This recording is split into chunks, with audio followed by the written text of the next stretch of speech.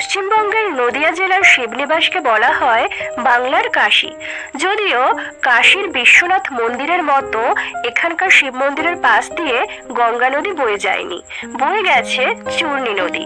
তাহলে কিভাবে এই পবিত্র শিবনিবাস পরিণত হলো বাংলার কাশীতে? চলুন ইতিহাসের দিকে একটু ফিরে তাকানো যাক। শিবনিবাসের পূর্ববর্তী নাম ছিল নসরত খাঁর বের। এখানকার দুর্ধর্ষ ডাকাত নসরত খাঁর নামে এই জায়গার এমন নাম হয়।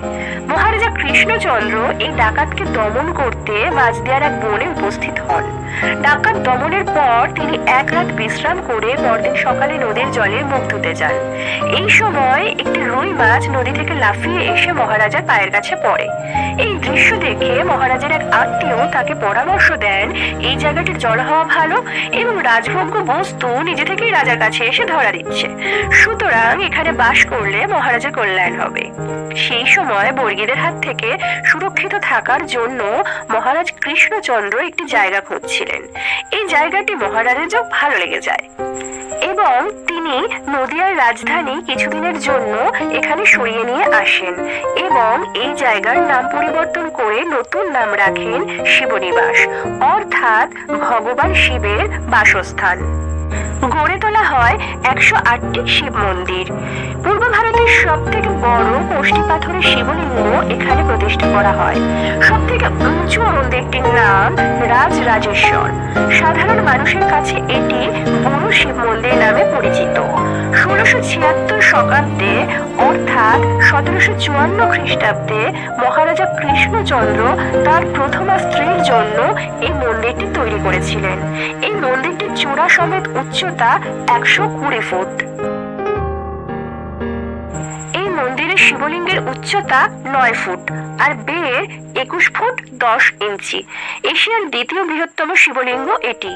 এই শিবলিঙ্গের নাম রাজরাজেশ্বর।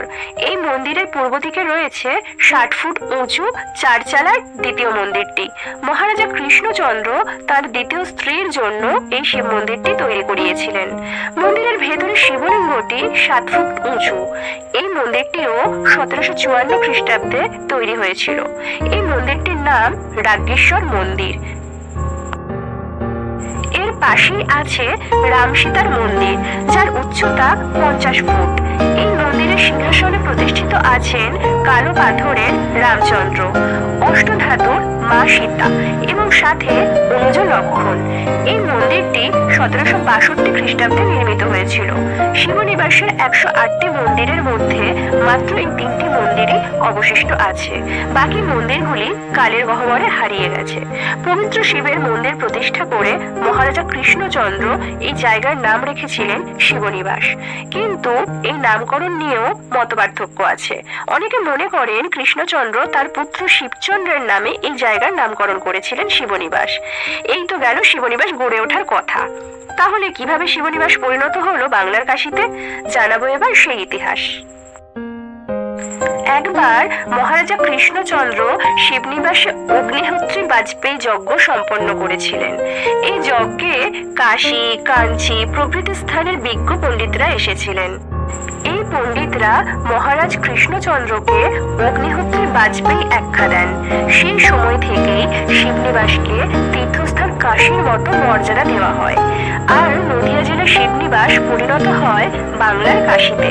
প্রতি বছর শ্রাবণ মাসের শেষ সোমবার লক্ষাধিক মানুষ নবদ্বীপের গঙ্গা নদী থেকে জল নিয়ে 42 কিলোমিটার পথ পায়ে হেঁটে শিবনিবাসের বুড়ো শিবের মাথায় ঢালে।